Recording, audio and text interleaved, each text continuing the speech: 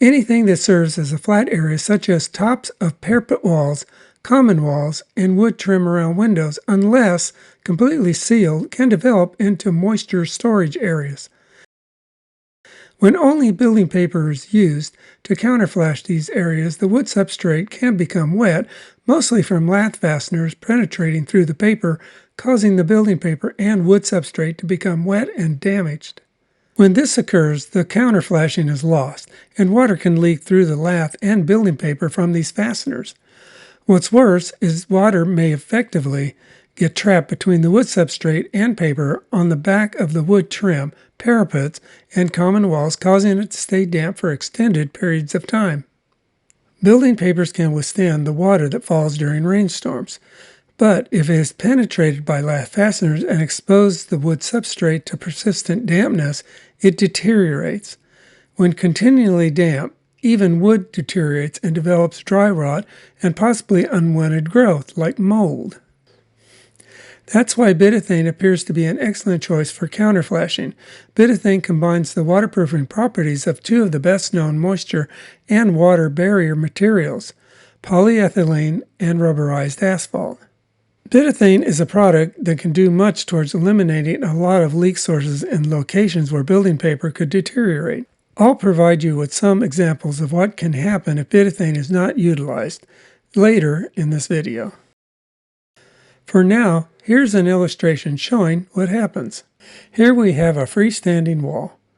Tie wire was used over the stud areas to act as backing for the paper. Let's run some building paper around the perimeter of the wall. Once the wall is fully wrapped, fold the paper down to cover the top of the wall. Let's add some rain. Now let's drive a nail through the top of the wall, penetrating the paper and top framing plate, and take a look inside the wall. As you can see, the moisture from the rain makes its way past the paper and the top of the framing plate.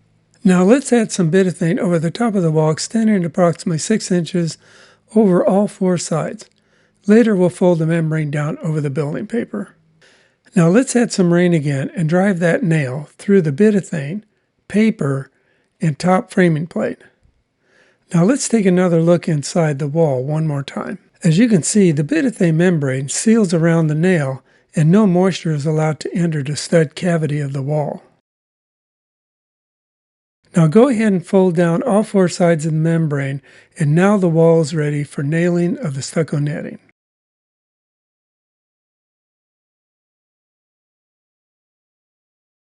In this picture, we have a balcony wall.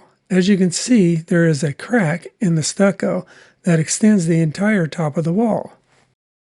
With the owner's permission, we were able to do some intrusive investigating to determine if Bituthene was applied to the top of the wall prior to the wiring and the stucco.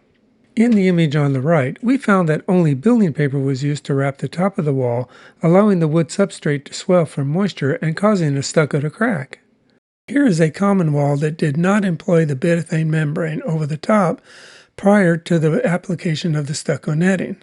As you can see, the building paper on the other side of the wall had deteriorated from moisture, exposing the stucco. The weep screed showed signs of rust as well. To add insult to injury, the bottom wood seal plate was damaged from moisture rot. In this image, you can see a stucco crack running along the face of this shelf area. Without doing any intrusive investigating, I would assume Bituthene was not used on the shelf area. In this image, you can see a stucco crack running along the face of this stuccoed over wood trim. Without doing any intrusive investigating, I would assume Bituthene was not used in this area as well. I hope this video has given you some insight into how important Bituthene membrane is to any structure. Thanks for watching, and don't forget to subscribe.